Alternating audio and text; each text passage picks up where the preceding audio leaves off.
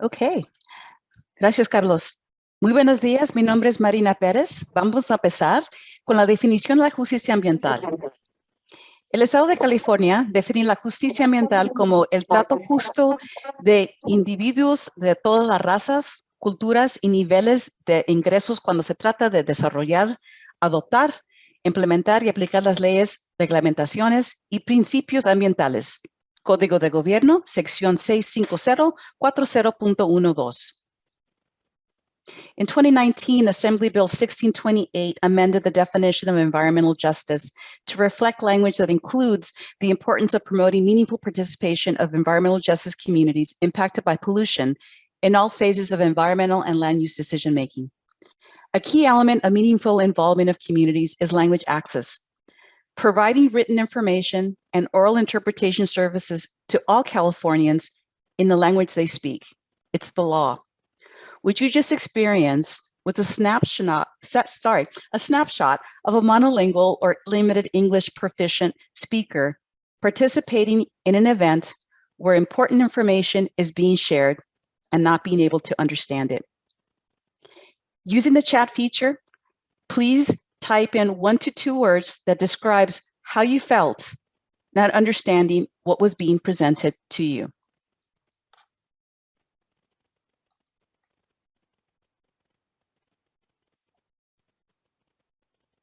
I see confused, lost, confused, gibberish, another confused, frustrated, okay, excluded.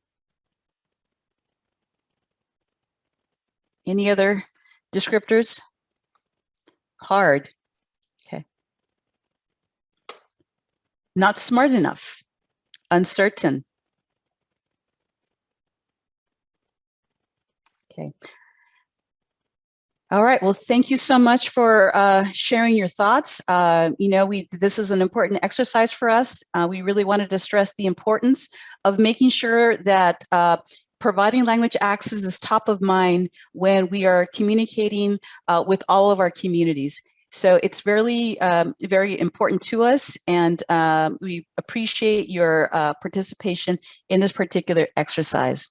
So what did I read in Spanish? This is what I said. Good morning, my name is Marina Perez. We're going to start with the definition of environmental justice. The state of California defines environmental justice as the fair treatment and meaningful involvement of people of all races, cultures, incomes, and national origins with respect to the development, adoption, implementation, and enforcement of environmental laws, regulations, and policies. Government Code Section 650.40.12.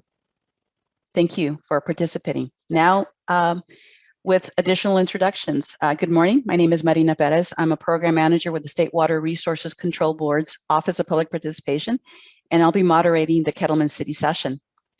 I'd like to start by providing a brief background on our presenter, Maricela Alatorre. Maricela is a mother of 2 and a long-time resident of Kettleman City, California, a farm worker community in the San Joaquin Valley. She's a community organizer and policy advocate with GreenAction for Health and Environmental Justice, and a coordinator for El Pueblo para el Aire y Agua Limpia, People for Clean Air and Water of Kettleman City. Maricela played a key role in fighting the expansion of chemical waste management's hazardous waste landfill in Kettleman City, the largest in the Western United States. This effort prevented the disposal of more than 200,000 truckloads of toxic waste. She was also instrumental in the landmark settlement of Title VI civil rights complaint against California Environmental Protection Agency and the Department of Toxic Substance Control. As a result, the settlement requires state agencies to consider and comply with civil rights laws in their permit processes and permit and regulatory actions. This includes ensuring language access for non-English speaking residents and considering the cumulative impacts of pollution on vulnerable communities. And now with that, I will hand the microphone over to Maricela. Maricela.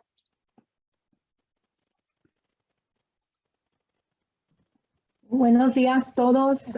Mi nombre otra vez es Maricela Alatorre. Estoy aquí para hablar con ustedes sobre la contaminación y el perjuicio, sobre la justicia ambiental, el cambio climático, el racismo, la salud y los derechos civiles. Trabajo por Acción Verde para la salud y justicia ambiental. Y gracias por tenerme aquí ahora. Again, we just wanted to share a little bit about how it feels when you are spoken to in a language that you don't understand. I had an experience just a couple of days ago in Kern County. I went to a scoping meeting out there for a proposed permit change for their hazardous waste landfill, one of only 2 in all of California. And they packaged this pre-EIR report very nicely, but if you wanted information in Spanish, which a lot of the people in Buttonwillow are monolingual Spanish speakers, it was buried under page 98. So if you wanted to get through it and find out how to get a translation of the packet or where to go to get translation at the meeting, you had to read through 98 pages before you could get to that. So we still have a long ways to go on language access, and I thank you guys for letting us demonstrate the feeling. I noticed someone said that it made them feel not smart, and that's a really valid feeling. I think that a lot of people are turned away from public participation when they feel like they just don't have anything to contribute. So good morning once more. And I think Marina is going to introduce my coworker, Bradley Angel. Yeah, sorry, Maricela, I think that you're probably best introducing him. My apologies, we were expecting Miguel.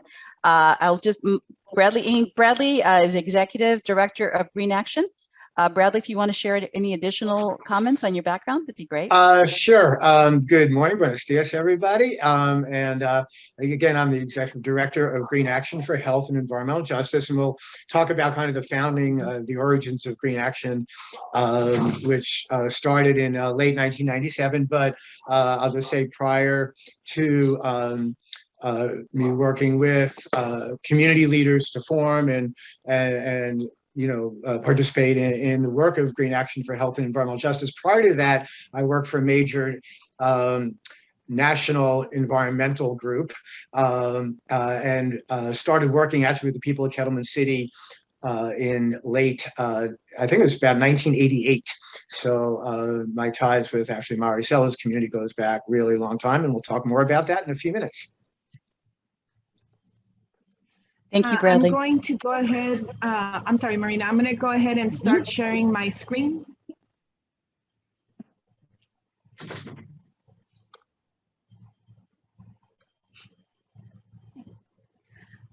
So this is what I read off of when I was speaking in Spanish: pollution and prejudice, environmental justice, climate change, systemic racism, health, and civil rights. We're GreenAction for Health and Environmental Justice. Okay. I will let Bradley take it away. All right, so hello again. So as you can see, in fact, the picture at the top there was from a pretty awesome day in, I think that was about 105 or 6 degrees in Kettleman City, more than 10 years ago. And it was a protest march led by the young people of Kettleman City, but people of all ages participated. And it was around the whole issue of the hazardous waste landfill and the birth defects that erupted at the time. Anyhow, GreenAction is a multiracial grassroots organization that fights for health and environmental justice with low-income and working class, urban, rural, and indigenous communities. And as I mentioned a moment or two ago, we were founded in 1997 by grassroots community leaders, and we are led by grassroots community leaders. And we've been, along with other amazing organizations around the state and the region and the nation, we've been on the front lines of the environmental justice movement for almost a quarter century now. So next slide.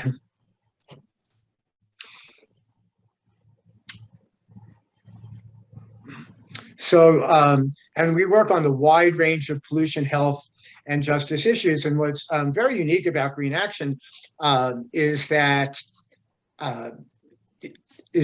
we were founded by these grassroots leaders from diverse communities, groups like from Richmond and West Oakland and El Pueblo of Kettleman City, the Madres of East LA, Santa Isabel, indigenous communities, the Mojave Elders of the Colorado River Indian Tribes, group from South Central LA. And they had all come together to have an organization that would both support their local community struggles, but that we would work together from these diverse communities, but working together to really challenge pollution and prejudice, not just by industry, but in government policies and practices, and to bring about systemic change. And that's what we've been doing with our community partners far and wide for 2.5 decades now. So we can go to the next slide.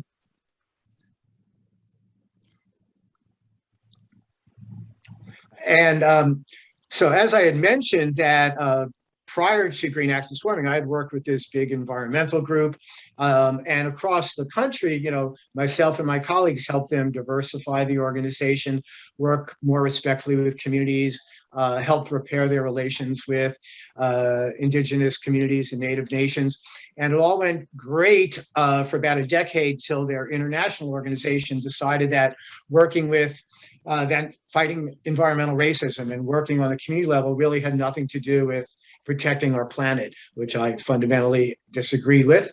And the culmination was, as some of you may know, one of the epic struggles in the environmental justice movement was a long, long fight that began in the early 90s, led by the Fort Mojave Indian tribe, the Chemehuevi, Quezon, Cocopah, and Colorado River Indian tribes, to stop a proposed nuclear waste dump at a beautiful place in the Mojave Desert called Ward Valley, above an aquifer near the Colorado River and on very sacred indigenous land.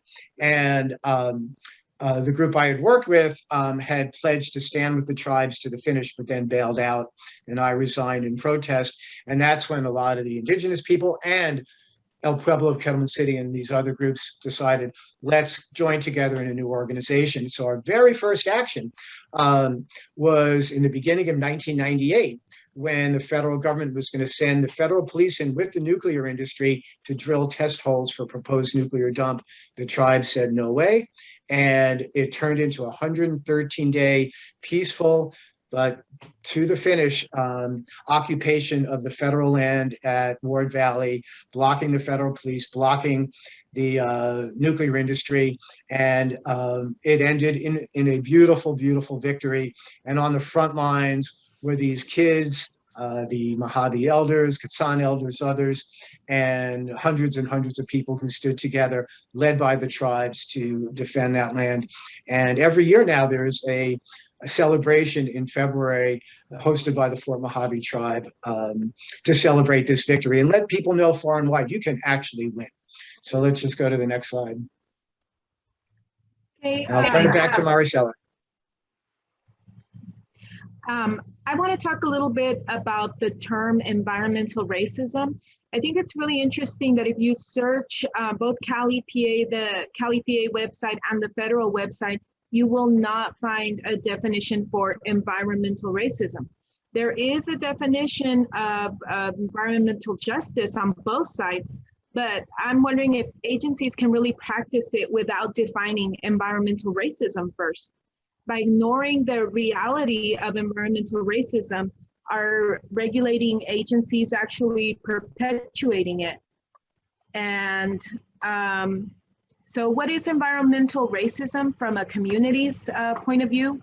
It's when the government fails to enforce environmental regulations or protections of residents in low-income working communities, working class communities of color from contaminated sites and polluting industries. When communities of color are intentionally and disproportionately targeted for harmful and polluting projects such as hazardous waste incinerators, landfills, and other polluting industries. For example, in California, the fact that both hazardous waste landfills are located in Spanish-speaking Latino farm worker communities and are allowed to operate on expired permits that were issued with racially discriminatory process. and when toxic and radioactive contamination sites are not properly cleaned up in these communities. Those are all examples of environmental racism. A really good example of environmental racism is the Sorel Report of 1984. It was commissioned by the California Waste Authority to determine where to site controversial land use projects such as waste incinerators and toxic landfills, and it's virtually a blueprint for environmental racism. Some of the criteria for the perfect siting for one of these projects is southern Midwestern community, rural communities, communities open to the promises of economic growth and benefits, conservative, Republican, communities where the average educational level is less than high school, low-income communities, communities with a large Catholic population. I'm not sure about that one, why, but they're very specific. Communities not involved in social issues, and communities where there's nature exploitative occupations such as farming, ranching, or mining. So let me tell you about Kettleman City, now that you've heard all the criteria from the Sorel Report. Kettleman City is a rural, small rural community of 1,500 residents. So Sorel Report check, 97% Latino and majority Spanish-speaking monolinguals. There's another check. A community where half of the population has less than a high school education. Another check. Population where the majority of the residents are employed in farm work. Check. An unincorporated area of majority Republican conservative Kings County. So check, check, check. It's like winning the wrong kind of lottery. We had all the characteristics that they were looking for and they came in. So a lot of people say that Kettleman City is a picture postcard of environmental racism and injustice. Here's a picture of community residents. This particular picture, our community center was run by some funding that we got after we sued Chemical Waste Management for a faulty EIR report for a new project that they were gonna do. And we were gonna get a certain amount of money per tonnage of toxic waste. Well, they offered us to double that if we would change the name of the Kettleman City Community Center to the Waste Management Community Center. And the community showed up here and said, no way, we didn't want the extra money. So Kettleman City, California has been called also the birthplace of the environmental justice movement. We have, in 1988, Management proposed a hazardous waste incinerator at Kettleman Hill Hazardous Waste Landfill, already the largest toxic dump in the Western United States. That's when residents formed the group, including my parents and several other people in town. They formed the group El Pueblo para el Aire y Agua Limpia de Kettleman City. Especially when they heard about the Sorel Report, they were really taken back by the fact that they could actively target a community for the very demographics that Kettleman City had. So during this process, Kings County refused to translate permit documents or public hearings. They told Spanish-speaking residents to go to the back of the room. And in 1993, in face of United Company community opposition and support from EJ groups far and wide, ChemWaste gave up. It wasn't because the agency said, wow, this is a really bad idea for this community. It's because the company itself gave up. And then 1997, of course, El Pueblo was part of co-founding and helping to lead GreenAction. So here's some pictures from the Incinerator Fight. This is actually a picture of the Kettleman City Park when Jesse Jackson came and spoke against environmental racism in Kettleman City. Here's some more pictures from the struggle. This is actually at the gates of the landfill. They're covering up the sign there, but they used to be Chemical Waste Management. Now they're just known as Waste Management. It's like Kentucky Fried Chicken, right? If you call it KFC, it's not so bad for you. I think that was the same thinking behind changing the name. I have always thought of the Incinerator Fight kind of as my parents' struggle, because I was actually away in college during most of it. I would come home and hear about the things that were going on. And so I consider it more my parents' struggle. And I'd like you to hear what it was like when they found out that the incinerator wasn't going to be built. In the words of Mary Lou Mares, who was my mom, she passed away in 2018. And she was part of this CD that was recorded called Invisible 5. If you have a chance to check it out, invisible5.com online. It's a series of different communities along Interstate 5 that have faced environmental racism. And it's people talking in their own words about the struggle. So I'm going to play just a little bit of this recording for you. Oops, I don't know what I did. Well, okay. It was a really good recording, but I'm not sure how to get back to it. But I remember, I do remember being in my dorm room at Cal State Stanislaus at the time and having my mom call me and tell me that the manager for the plant had just come up to the house and let her know that the project was not going to be built. And it was all because of the pressure from the community. And what did they do when the community pressured them here and they couldn't build this? They went across the border to Tijuana and tried to build the project there. They figured if they couldn't dump on one group of brown people, they would go dump on another group of brown people. And environmental justice organizers organized there as well, and it wasn't built there either. So I'll let Bradley take over. Just to add a little about the early incinerator fight, and also just to put it in the context of the early days and what, one of the things, and I say this kind of seriously, the fact that Maricela's parents and her community had to spend a big part of their lives fighting chem waste over the proposed hazardous waste incinerator. And they already have, other pollution issues in their community. Kettleman City wasn't alone in this. I had mentioned I was working for this other group at the time, and I had actually stumbled across the fact that Chem Waste was applying for a hazardous waste incinerator permit. And I was asked by some residents, Esperanza Maya and a couple of others, Michael Raymond, who's the Native American person you saw in the slide earlier, conducting a ceremony in front of the toxic dump. I was asked to come down about a landfill issue, the toxic dump issue, and I mentioned that an incinerator's proposed chem waste and the state denied it, but I had found this in the state documents. And I was invited back, and Esperanza took me over to Maricela's home and met with Mary Lou and her husband, Ramon Matas. And they were like, what do we do? What's this incinerator? What do we do? And I said, your community, I can share information, but it's up to you. And El Pueblo, People for Clean Air and Water, was born out of that. And but really important is at the same time, there was a hazardous waste incinerator proposed across the street from East Los Angeles. And that was one of the early fights of the Madres of East Los Angeles. There was proposals all over the Imperial Valley, the San Joaquin Valley, the Bay, working class communities in the Bay Area, and in Arizona, in Latino and Native communities. And all these communities came together in solidarity, and it was a beautiful thing.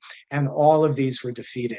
And yet, not only did they defeat the companies, but they defeated the state of California and the US EPA, who was pushing these things. So anyhow, government always says everything was fine.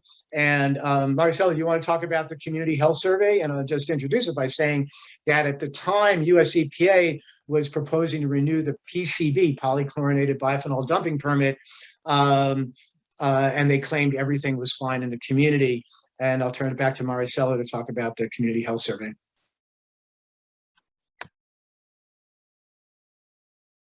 Sorry, I was muted. I said that I felt like the Incinerator Fight was my parents' struggle. I came home from college, had my son Miguel, who is also my coworker today, and unfortunately he couldn't join us. He's very, very sick. His roommate has COVID, so we're keeping our fingers crossed that he doesn't have that as well, but he's very sick. So I came home, started to raise my family here in Kettleman City. Everything was great. We had defeated the incinerator. What else could go wrong? Well, that's when we heard that they wanted to expand the dump that was, again, the largest dump in the Western United States, and they wanted to almost triple the size.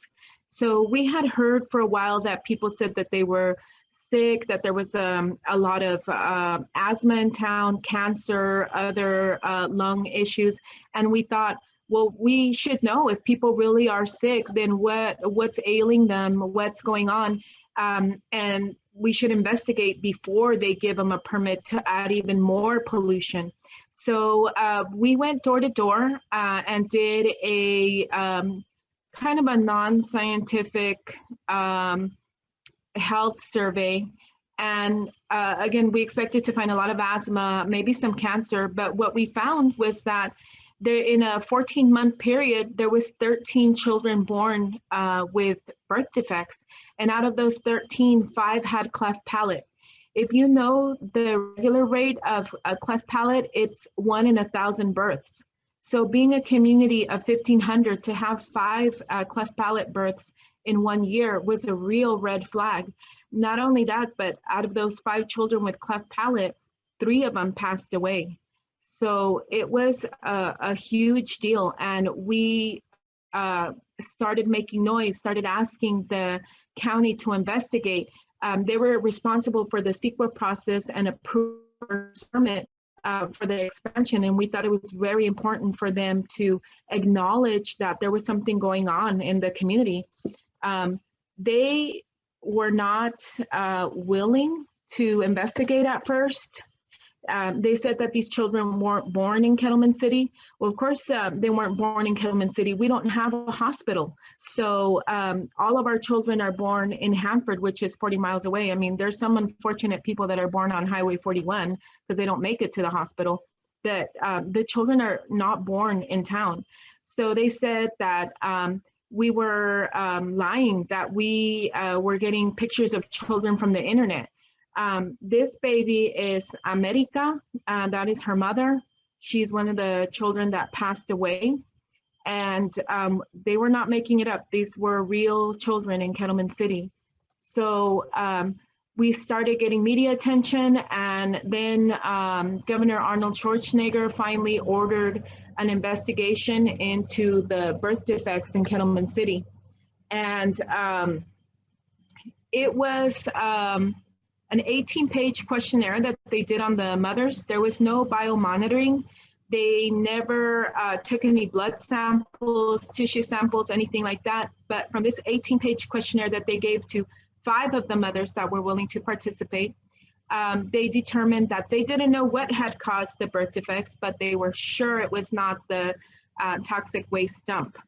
And they went ahead and they used these findings to go ahead and approve the permit for the expansion of the toxic waste landfill. And one of the interesting things that happened during this struggle was that right when these children were conceived, around the same time, there was an extra amount of PCBs going to Kettleman City. And I'll let Bradley tell you a little bit about the Bayview connection with Kettleman City. And right before the big shipments, the government let ChemWaste turn off the PCB monitors. What a coincidence. And, we've never said we knew what caused the birth defects. Clearly, we think that something in the environment did it. Was it the dump? Was it pesticides, toxic drinking water? We don't know. But it just, is more that what we do know is how vulnerable Kettleman is. Anyhow, in Bayview Hunters Point in San Francisco, GreenAction and community groups won our long fight to shut the notorious polluting PG&E Hunters Point fossil fuel power plant. And when PG&E was, quote unquote, cleaning it up, they were sending the PCBs to the Kettleman Hills toxic dump. And Maricela learned of this in Kettleman City, and we, GreenAction El Pueblo, decided to bring together, and actually mothers from Bayview, Hunters Point, from Huntersview Public Housing, and GreenAction folks. We took a lot of some of the moms from Bayview, Hunters Point to meet the moms of Kettleman City.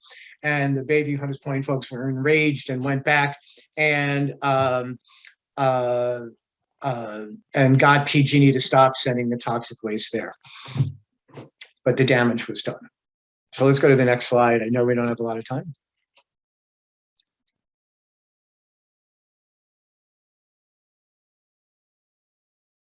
Yeah, this is a picture of the communities together in the park in Kettleman City.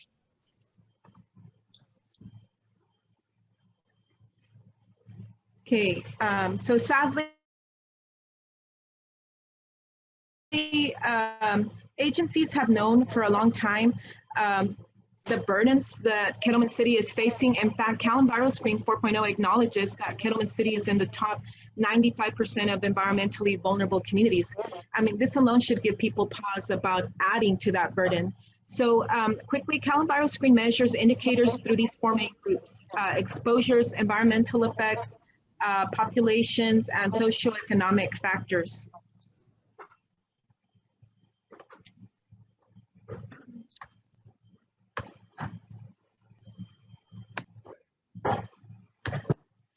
So what does this mean for Kettleman City? It means that Kettleman City has a higher pollution burden. So if you look at this chart and you look at the different exposures, environmental factors, the health factors, if you look at the fact that, you know, there's a 77% asthma rate in the community. If you look at the fact that 87% of the population lives in poverty, there's high unemployment, there's a real lack of formal education. Does this look like a community that's a good candidate for additional environmental burden? Like, does this look like a community that you should dump more on? Bradley's going to talk a little bit about our Title VI civil rights complaint. Right. So coming out of the, we had mentioned earlier, Maricela mentioned earlier, the permit process for the proposed expansion of the toxic waste dump, which I'm glad to say El Pueblo and GreenAction and allies held up for several years and stopped hundreds of thousands of truckloads coming in. And one of the there were many problems: the vulnerability, the birth defects, the racism. When the environmental impact report process started by the county with the support of State Department of Toxics and Cal EPA, the county refuses to translate anything into the language spoken by the people. They refuse to have the hearings in the community. And when they had a hearing in Hanford, it was an armed police camp. Everything was in English. So they, as you'll see on the slide, they relied, the state, DTSC relied on this really racist and English-only process, police dogs, police intimidation. And when the big planning department hearing was about to start, I was sitting next to Miguel and also Maricela's dad, Ramon, who's a U.S. citizen. This is Ramon. And Chem Waste had shipped in hundreds of out-of-town workers. It was an ugly scene. And we realized there was no translation. And I stood up and challenged. I said, how is Mr. Maras, a monolingual Spanish speaker, going to understand? And they said, and will he get the same 5 minutes? Does that mean, because we can translate for him, but that'll be 10 minutes. And they said, no, he'll get 2.5 minutes. So we were all standing up and objecting, and it led to 8 cops pretty violently removing Mr. Matas from the room. Outrageous violation of language access laws and state and federal civil rights laws. And we challenged it. We were not going to let this go. And so we filed a state and federal civil rights complaint against DTSC and Cal EPA. Unfortunately, the state attorney general, who's now our vice president, ignored it. And shame on her. But we did get a positive response from US EPA, and it's the quickest response to a Title VI administrative complaint for environmental justice ever in the country.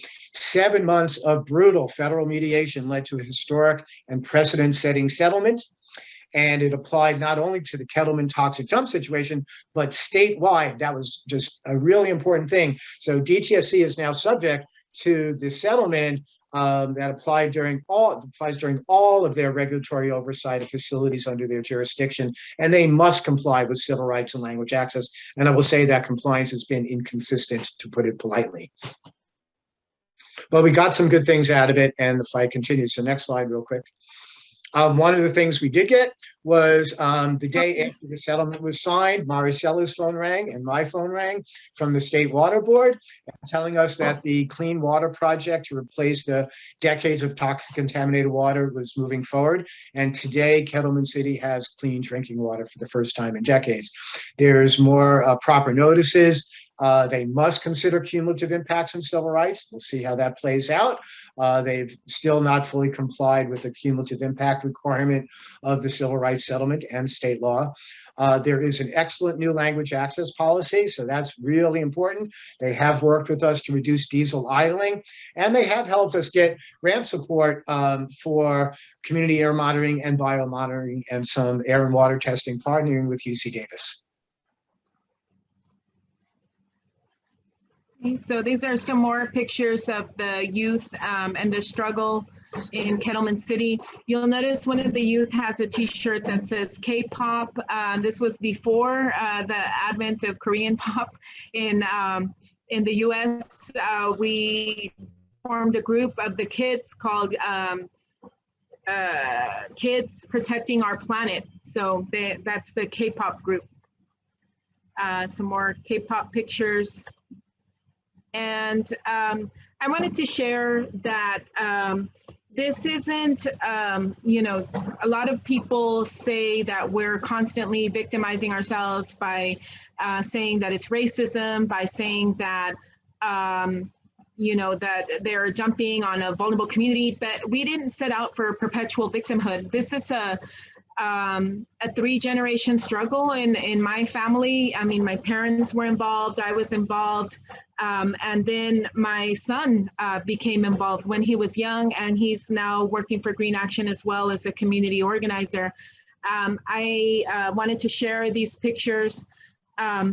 This first one is in San Francisco with our friend Ariane Harrison, Marie Harrison's daughter. Very, very good friend and co-worker at GreenAction that's no longer with us. The second picture is my daughter Salma and some friends on a march for environmental justice. And this third picture is actually my son Miguel and his first protest in 1995. He likes to tell people that he learned how to walk with a protest sign in his hand. So we have the proof there. We have some pictures at different rallies and different projects that we've worked on. Our hopeful Kettleman City Community Garden, doing some community advocacy and work. And here's this newspaper, Vida en el Valle, that did an article on the Mares family and the family affair that it's become. And I like the title that they put, Kettleman City, an Environmental Justice Saga. So it's I've tried to walk away a lot of times. I've known Bradley since I was 16 years old, and I'm going to be 50 next year. So that's a long time. But what keeps me in the struggle is that I get angry. Things should be different. They should be not the same as when I was 16 years old and we started this struggle. But in a lot of ways, the things have changed. For example, the fact that agencies are having us here talking to you this way, and the seat at the table that we've gotten with different agency heads, that's fantastic. I think that's a level of involvement that my parents never could have imagined. But the fact that a lot of the decisions remain the same, that's where it's it hasn't changed. And I wanted to share really quickly, I know that we're running out of time, but I wanted to share a poem that I found in a journal that I wrote when I was 19 years old. So we're talking 30 years ago. And I wanted to share it really quickly because I think it's still just as relevant as today. And the poem is called One in a Million, and I wrote it in 1993. Others said, don't put it here, not in my backyard, dump it in the desert. But we only said, buenas tardes. So they came in and scratched themselves a home in our backyard. We hardly noticed at first. Our lives were busy following the growing seasons. Apricots, peaches, plums, cotton, tomatoes, almonds, pistachios, and so on. Sometimes they gave us presents, like the swing set for our school, a school their children didn't go to. Occasionally, in the hot San Joaquin Valley afternoons, the smell of their poisons drifted down on us as we worked through the fields. It was quickly replaced by the smell of the poisons dropped on us by the crop dusters that flew overhead. Then we started reading. The report said only 1 in a million would be affected. I guess they didn't know that so many people in our town were 1 in a million. We started to get frightened.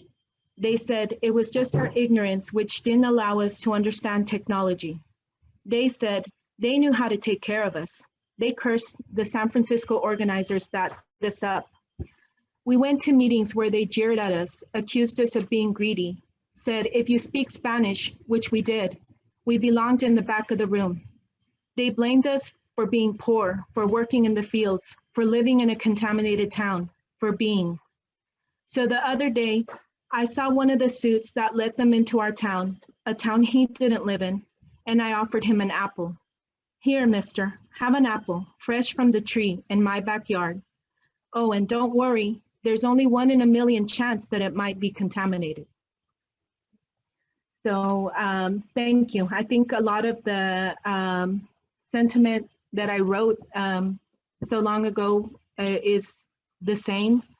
I don't know if it's smart to share something you found in your 19-year-old journal, but I thought it was relevant because a lot of the issues there are still the same. So thank you again. Thanks so much for sharing, Maricela.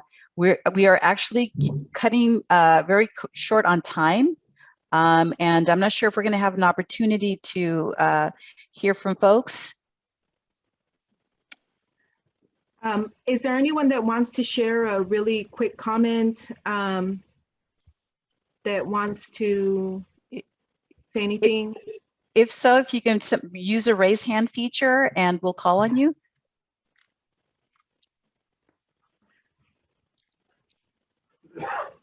Jose? Mm-hmm. Can you unmute yourself? There you go. Oh, thank you so much. Mm-hmm. This was so crazy. This is crazy. Right now, I'm just melting. I mean, I'm so upset with all of this, and there's so much historical issue with this. But my comment I wanted to say is that I work in tobacco control, and we're focusing on environmental justice, and I see so much parallels to what big tobacco has done and what these folks that are polluting our backyards are doing. It's the same thing. It's the same game plan, playbook. I'm just very concerned. I thank you all for these presentations. I am now, I'm just in awe right now. But thank you all.